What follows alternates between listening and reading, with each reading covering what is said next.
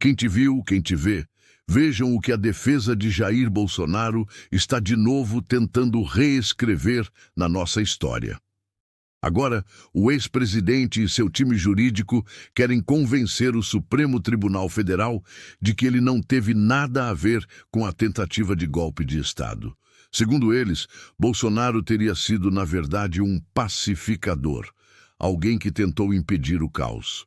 E eu te pergunto, será mesmo? Ou estamos vendo mais um capítulo da velha estratégia de confundir, distorcer e inverter papéis? Hoje nós vamos falar sobre esse novo movimento jurídico e político em torno de Bolsonaro. E eu vou te mostrar o que está por trás dessa narrativa, o que a grande mídia finge não ver, o que a extrema-direita tenta apagar da memória coletiva e o que esse pedido de revisão no STF realmente significa para o Brasil, para a democracia e para o futuro político do país.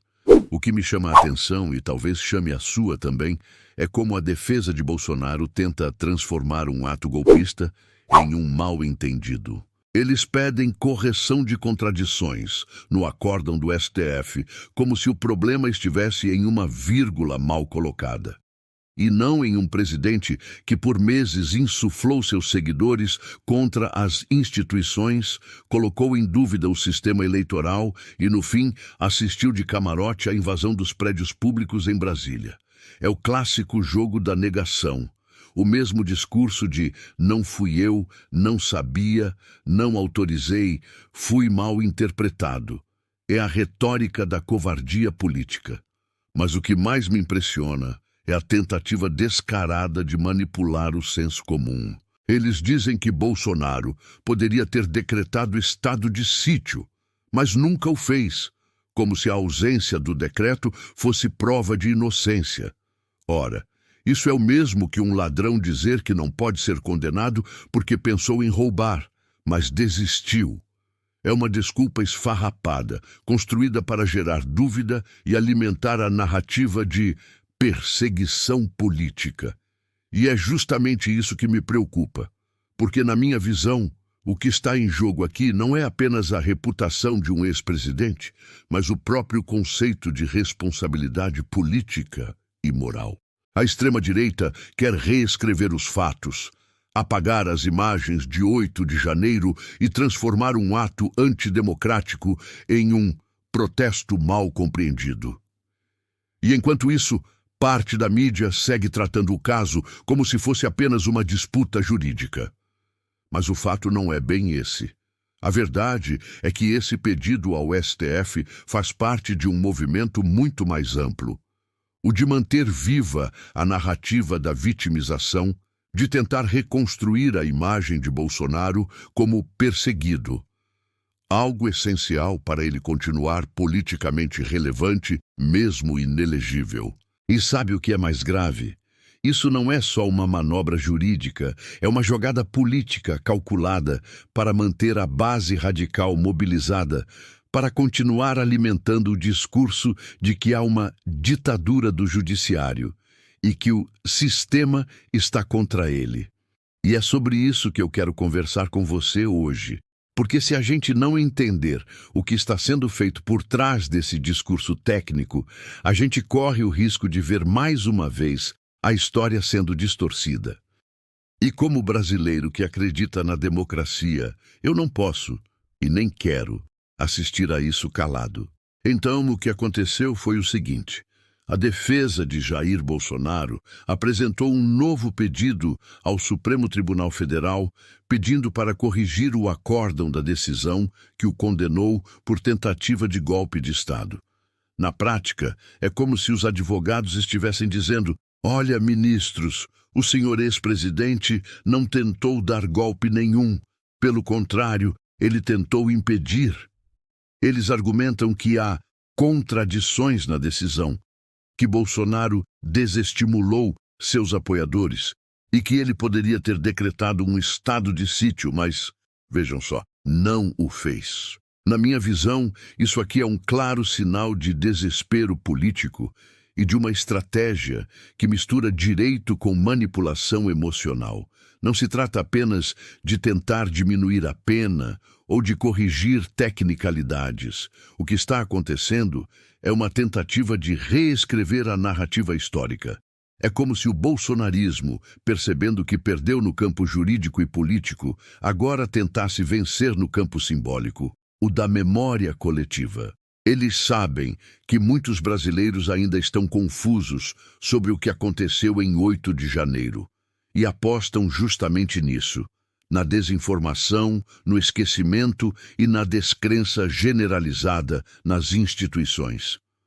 O que me parece evidente é que o objetivo desses recursos não é jurídico, é político. Bolsonaro quer manter seu nome vivo no noticiário, quer continuar mobilizando seus seguidores e, acima de tudo, quer reforçar a ideia de que é uma vítima do sistema. É a velha tática populista de extrema-direita: transformar o criminoso em mártir, o golpista em patriota e o julgamento em perseguição. E a grande mídia, como sempre, ajuda, mesmo sem perceber. Quando as manchetes dizem que Bolsonaro pede revisão de condenação ou que defesa alega contradição no STF, o que o público leigo entende? Que pode haver dúvida, que o caso é nebuloso, que talvez o ex-presidente não tenha culpa. Poucos veículos têm a coragem de dizer claramente: Bolsonaro foi condenado por tentativa de golpe e agora tenta distorcer o processo para posar de inocente. Mas vamos lembrar o que realmente aconteceu. Antes de 8 de janeiro, Bolsonaro passou meses, sem reconhecer o resultado das eleições. Ele plantou desconfiança contra as urnas, fez lives dizendo que o TSE mentia, espalhou teorias sobre fraudes e se recusou a fazer a transição de governo de forma pacífica. Tudo isso inflamou uma base que já acreditava estar em uma guerra espiritual e patriótica. Os ataques aos 3 poderes não surgiram do nada. Eles foram a consequência direta de um discurso político e religioso que transformou Bolsonaro em uma espécie de messias contra o mal do comunismo. Agora, diante da condenação, ele tenta inverter o papel e se colocar como o pacificador. É uma narrativa perigosa porque se cola. Se as pessoas acreditarem que Bolsonaro tentou evitar o golpe, a história será distorcida. E quando a história é distorcida, a verdade morre um pouco mais. Isso não é um caso isolado. Lembra quando a defesa de Bolsonaro tentou transformar as joias da Arábia Saudita em presentes pessoais? Lembra quando disseram que o cartão corporativo usado em viagens internacionais era para segurança? É a mesma cartilha, a mesma estratégia. Distorcer, negar, confundir, até que parte da opinião pública desista de entender. E quem paga o pato? Como sempre, somos nós. O povo que sofre com o retrocesso político, que viu o país ser envenenado por discursos de ódio e que agora precisa lidar com uma direita radical que insiste em posar de vítima. Porque, enquanto se discute tecnicalidade jurídica, a base bolsonarista segue se alimentando de fake news, acreditando que houve fraude nas urnas, que o STF é comunista e que o ex-presidente foi injustiçado. É uma máquina de mentira que nunca para, e cada recurso judicial é mais combustível para ela. Na minha opinião, o que a defesa de Bolsonaro tenta fazer é colocar o Supremo em uma armadilha. Se o STF recusar os embargos, a narrativa da perseguição se fortalece. Se o STF aceitar, ainda que parcialmente, a extrema-direita vai sair dizendo que Bolsonaro estava certo. É um jogo de perdi-ganha. O país perde, a democracia perde, mas o discurso extremista sai fortalecido de qualquer forma. E é aí que entra a responsabilidade da mídia e da sociedade. Porque a democracia não é feita apenas de votos, mas também de memória e consciência histórica. Não dá para esquecer que o 8 de janeiro foi um ataque coordenado contra o Estado de Direito. não foi manifestação impulsiva, como dizem os advogados. Foi uma tentativa de ruptura institucional, alimentada por meses de mentira, por líderes políticos e religiosos que prometeram que o exército ia agir, que o povo ia salvar o Brasil. Agora, querer convencer o STF de que Bolsonaro desestimulou o golpe é, no mínimo, zombar da inteligência dos brasileiros. Se ele realmente quisesse impedir, bastava uma frase: respeitem o resultado das urnas, não ataquem as instituições. Ele teve todas as oportunidades para dizer isso, e nunca disse. Pelo contrário, se calou, sumiu, foi para os Estados Unidos, enquanto seus seguidores destruíam o coração da República. Na minha leitura, essa nova ofensiva judicial não é sobre justiça, é sobre sobrevivência política. Bolsonaro precisa manter sua narrativa viva porque é dela que vem o poder da extrema-direita no Brasil. Ele sabe que, sem essa vitimização, sem o sistema contra mim, o mito se desfaz, o castelo desmorona. E o mais perigoso, ele não está sozinho. Há políticos, empresários e comunicadores que continuam alimentando essa mentira porque vivem dela. Vivem da polarização, da indignação fabricada, do medo e do ódio. São essas forças que querem um Brasil dividido, onde o debate é substituído por gritos e onde qualquer tentativa de justiça é chamada de censura. O que eu vejo é um país tentando se curar de um trauma democrático, enquanto uma parte insiste em reabrir a ferida.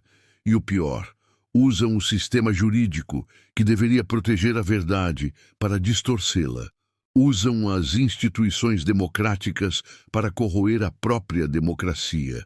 A grande mídia vai noticiar isso como se fosse um simples recurso judicial. Mas o que eles escondem é o verdadeiro objetivo: manter viva uma máquina política que lucra com o caos. E isso, na minha opinião, fere diretamente o princípio da responsabilidade institucional e da memória democrática. A democracia só sobrevive quando a verdade é preservada.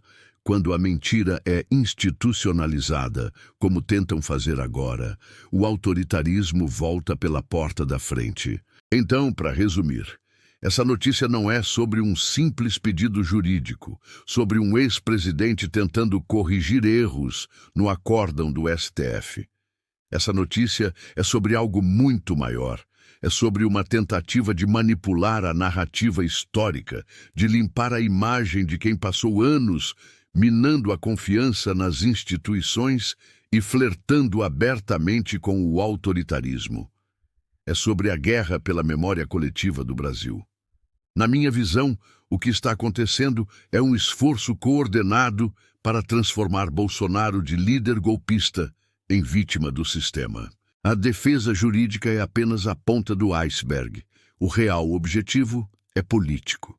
É manter viva a chama do bolsonarismo, mesmo com o mito fora do poder, inelegível e cercado por investigações. Porque o que sustenta o movimento não é o governo, é a narrativa. E sem ela, eles perdem o que mais temem, a capacidade de manipular o povo. E é isso que a gente precisa entender. Toda vez que o ex-presidente, seus advogados ou seus aliados soltam esse tipo de notícia, o que está em jogo não é apenas um processo judicial, é o imaginário popular. É a tentativa de reescrever a história recente, de dizer que não foi golpe, que houve excessos, que a esquerda exagera. É o mesmo truque usado por regimes autoritários ao longo da história: distorcer os fatos para inocentar o poder e culpar a vítima. Na minha opinião, aceitar esse tipo de argumento é abrir um precedente perigosíssimo, porque se o país aceitar que um presidente pode atacar o sistema eleitoral, desrespeitar a Constituição, se omitir diante de uma tentativa de golpe e depois alegar desistência voluntária, o que impede o próximo autoritário de fazer o mesmo? O que impede que outro político, no futuro, decida brincar com a democracia, acreditando que depois pode alegar arrependimento? Nós não podemos normalizar o absurdo. A democracia brasileira só sobreviveu porque houve resistência do povo, das instituições e de quem ainda acredita na força da verdade. O 8 de janeiro não foi um erro de cálculo. Foi uma consequência direta de anos de desinformação, de ataques às urnas, de incitação ao ódio. E agora, ver a defesa de Bolsonaro tentando transformar esse caos em mal-entendido jurídico é um tapa na cara de quem ainda acredita em justiça. E é nesse ponto que eu quero fazer um convite à reflexão. Fique de olho, questione o que te contam. Não aceite o revisionismo que a extrema-direita tenta empurrar. Porque o perigo da mentira institucionalizada é que ela não apenas engana o presente, ela apaga o futuro. Se a gente permitir que a história seja distorcida agora, daqui a alguns anos, as próximas gerações vão ouvir versões completamente deturpadas dos fatos. Vão achar que o golpe nunca existiu, que o STF perseguiu um inocente, que os invasores de Brasília eram manifestantes pacíficos. E quando a verdade vira opcional, a democracia morre silenciosamente. Eu acho que o grande desafio do Brasil hoje é justamente esse: reconstruir o senso coletivo de verdade. E isso não vai acontecer enquanto a extrema-direita continuar manipulando as massas com mentiras. Por isso é fundamental que a gente mantenha viva a memória do que aconteceu, que a gente não se cale diante do revisionismo e que a gente defenda o óbvio. Que tentar destruir as instituições não é patriotismo, é crime. Mas a verdade é que, por mais que tentem se vitimizar, a história está sendo escrita. E ela não será generosa com quem tentou sabotar o próprio país. Bolsonaro e seus aliados podem até enganar parte da população por um tempo, mas não conseguirão enganar o tempo todo. Porque o Brasil mudou. E o povo está mais atento, mais crítico, menos disposto a cair nas armadilhas do ódio e da manipulação. E aqui, no fim dessa análise, eu quero deixar uma mensagem clara. O que está em jogo agora é o futuro da nossa democracia.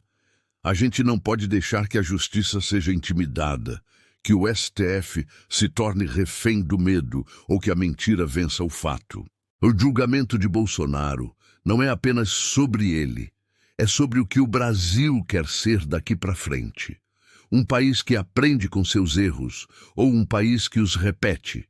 Então, se você chegou até aqui, eu quero te convidar a fazer parte dessa conversa. O que você acha disso tudo? Você acredita nessa tese de desistência voluntária que a defesa está tentando empurrar? Você acha que Bolsonaro realmente tentou evitar o golpe? Ou isso é só mais uma jogada para manipular a opinião pública e manter o nome dele em evidência? Eu quero saber a sua opinião. Deixa aqui nos comentários, porque esse debate é fundamental. E se você concorda com essa análise, não se esqueça de deixar o seu like, se inscrever no canal e compartilhar esse vídeo com quem ainda acredita que a verdade precisa vencer a mentira. É assim que a gente fura a bolha da desinformação e mostra que há uma voz lúcida, crítica e comprometida com o Brasil real. Aquele que trabalha, que estuda, que paga imposto e que não quer mais ver o país nas mãos de gente que brinca com a democracia. O Brasil é dos brasileiros, não é dos autoritários. Não é dos corruptos, não é dos que se escondem atrás de Deus e da bandeira para destruir o que o povo construiu com suor e esperança. O Brasil é nosso, e defender isso é o mínimo que a gente pode fazer diante de quem tenta reescrever a história com mentiras. Então lembre-se, a luta pela verdade nunca é fácil, mas é necessária. Porque sem verdade não há justiça, e sem justiça não há liberdade.